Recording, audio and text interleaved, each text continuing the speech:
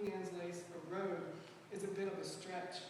What's more, it had rained a lot over the past few weeks, and in places Howard's Gap looked more like a bog than a road.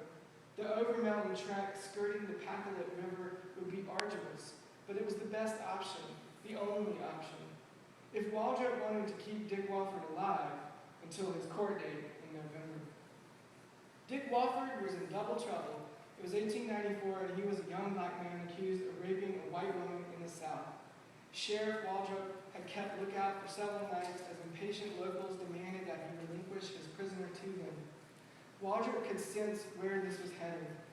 Those men gathering outside the jailhouse every night wanted Walford something fierce, so they fled to Asheville, where Walford waited until his day in court came. His trial began just as the last leaves were making their way to the earth. On Tuesday, November 20th, the charges were read before the court. Dick Walford accused of raping Elizabeth Henderson on July 17, 1894. Jurors were selected, and the state brought forward 3 witnesses, including James Frank Henderson, Elizabeth's father, and the defense had 5 witnesses, including Walford. The day after witnesses appeared, the court reconvened, and a jury of white men found him not guilty of all charges. Many in the courtroom could hardly believe their ears.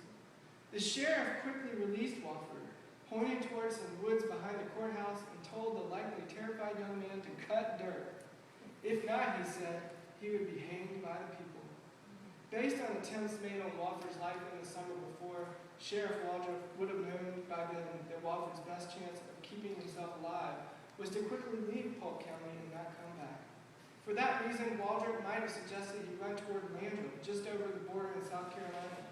The quickest way south would have been along what's now called Penile Road. But at some point, Walford, who was not too proud to heed Sheriff Waldrop's dreadful but necessary advice, cut through the woods and came out at a place locals call the Rock Cut, where the Southern Railroad slices through rock slightly north and west of Landrum.